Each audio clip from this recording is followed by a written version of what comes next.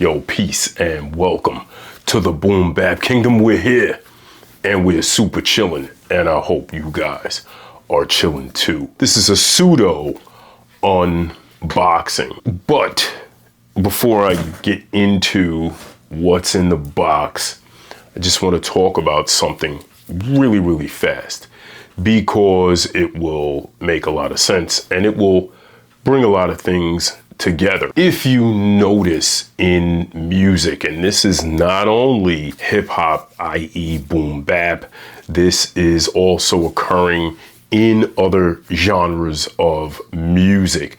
People are chasing the sound of the 70s, 80s, early 90s.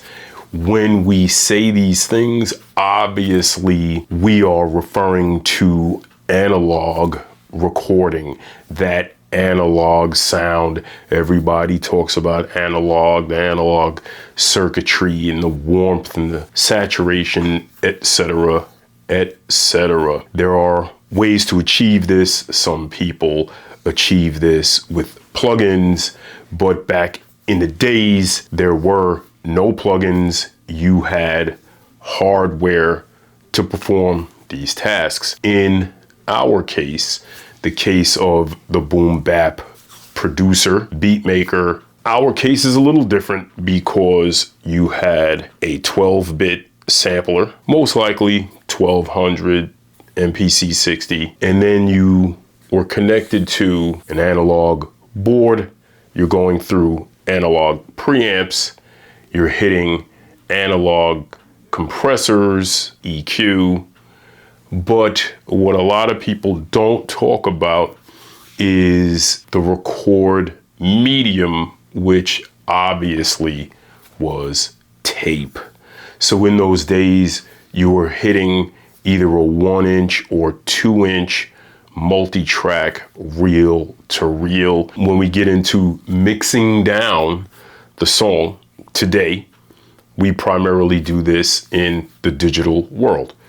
Even with a hybrid setup, you could run through outboard gear, come back into your DAW and mix things down digitally with some analog color. But back in the days before that, there was no digital, and you went from all that outboard gear that I mentioned to multi-track tape, and you put your final mix on 2-track tape. In those days, tape meant reel to reel. So you had multi-track reel-to-reel decks, and then you had 2-track mastering decks.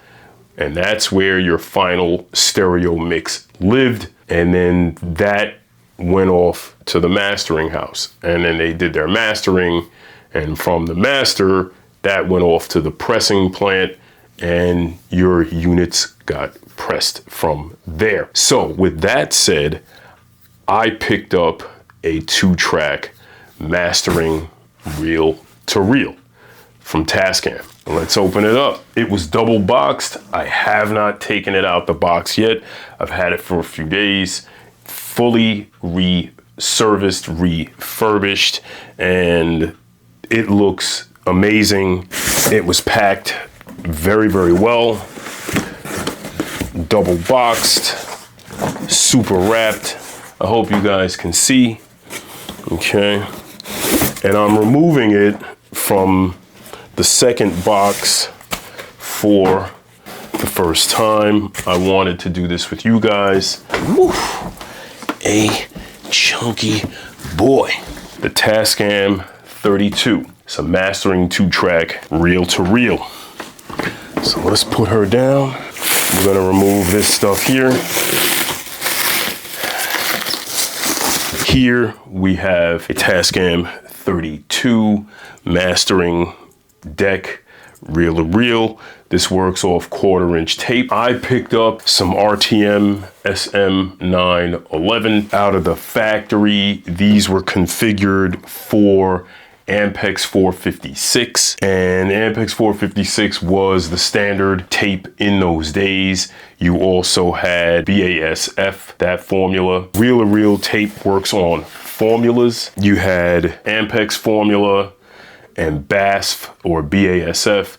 Those formulas were most prevalent in the 80s and early 90s. They kind of became the industry standard. So the tape heads are biased to work with the tape formula. Typically out of the factory, Tascam was using Ampex 456. And now these old tapes that are circulating, you really wouldn't want to necessarily use old reel-to-reels if you're thinking about getting into 2-track, 4-track, 8-track reel-to-reel. It's better to buy new tape. And there are two companies out there that are very prevalent. There's ATR and there's RTM. I went with RTM because their formula is very close, if not identical, to the Ampex 456, which is what this unit is biased for. Between the outboard gear that I have currently and the 2-track reel-to-reel, I am really bringing things into a serious analog domain. That's what the reels look like. These are 10.5-inch, 1/4-inch width, 10.5-inch in size reel-to-reels. So that would be your tape reel.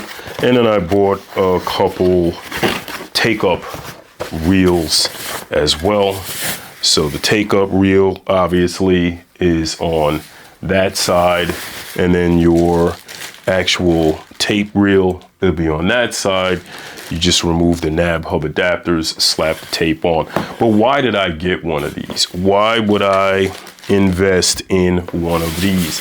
It's because I understand that a lot of the sound that we want that comes from the golden era was because things ran through a complete analog circuit. Again, you had the sampler, the outboard gear, everything's hitting multi-track tape, and from the multi-track tape you mixed to 2-track tape.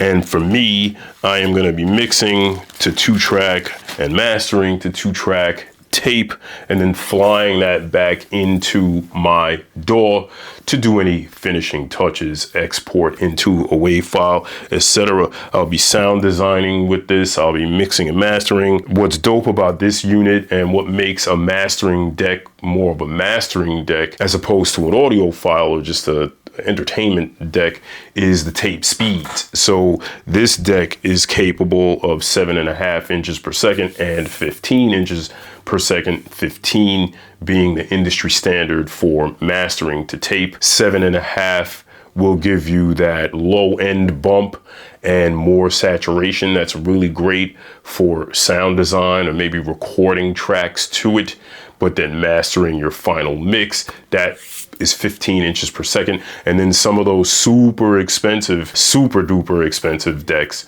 did 30 inches per second. The faster the speed, the less hiss you got, but the faster the speed, the less information you could store on the tape. So nonetheless, this bad boy is what was in the box, fully rebuilt for me, all original stuff. I mean, this thing looks pristine, and you will see her in the channel a lot and in the mixes a lot. I wanted to share that with you guys and give you guys just a little bit of background and a little understanding as to how we were getting that sound. I hope you guys stick around to hear what I do with it. You know what I mean? It's gonna be dope. So with that, I appreciate you guys liking, sharing, subscribing, hit that notification bell, tell a friend to tell a friend, and get in those comments and let me know what you guys think about recording final mixes to tape, adding tape to my mastering chain or to your mastering chain. If you work with tape in any way, let me know. Tape is making a big comeback. I appreciate you guys for rocking with the Boom Bap Kingdom. And with that, I'll leave you with a BBK salute. Peace.